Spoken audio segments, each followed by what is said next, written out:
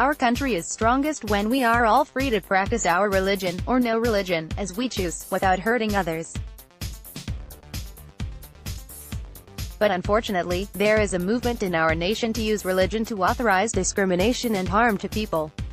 The stakes are particularly high for LGBTQ people, women, and religious minorities.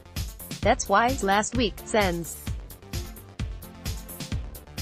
Kamala Harris, D-Calif, Patrick Leahy, D. Vermont, and Mazie Hirono, D. Hawaii, introduced the Do No Harm Act in the U.S.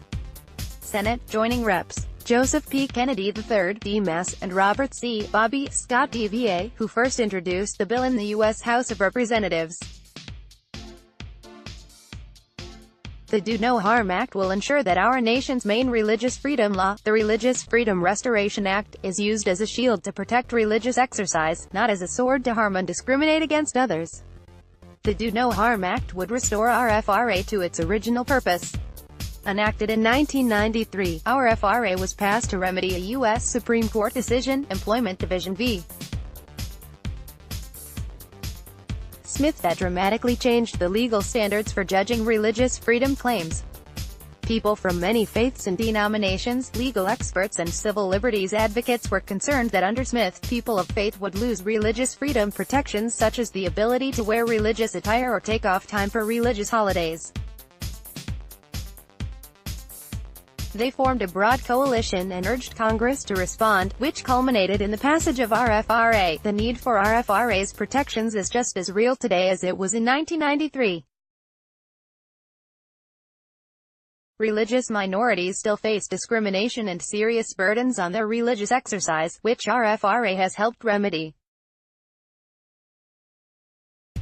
For example, our FRA has given Sikh and Muslim military members the right to wear their articles of faith, like hijabs, turbans and beards, while in uniform. Under the Do No Harm Act, our FRA would continue to provide these types of protections. Significantly, though, it could not be transformed into a weapon to undermine important federal laws, such as civil rights laws and laws guaranteeing access to health care, that protect more vulnerable people in our society. We need the Do No Harm Act now because we are witnessing an increasingly aggressive misuse of our FRA to take away people's rights. In 2014, Hobby Lobby, a national craft store chain with tens of thousands of employees, successfully used our FRA to refuse to provide its workers insurance coverage for contraception. Currently, there are efforts to allow child welfare agencies that take taxpayer dollars to use our FRA to discriminate against potential parents, particularly non-Christian and LGBTQ parents, and to deny children the safe, loving, and happy families they deserve. The Trump administration is further exploiting our FRA to enact its regressive agenda.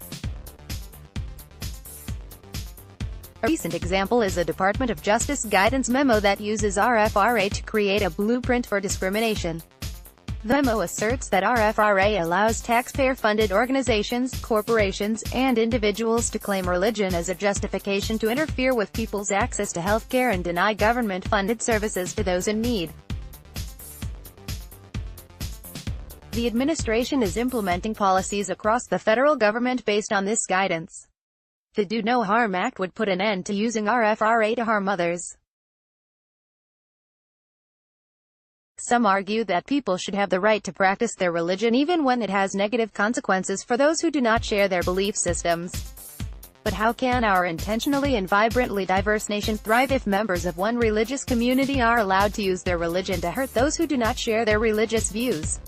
We cannot countenance religious freedom becoming an engine for discrimination.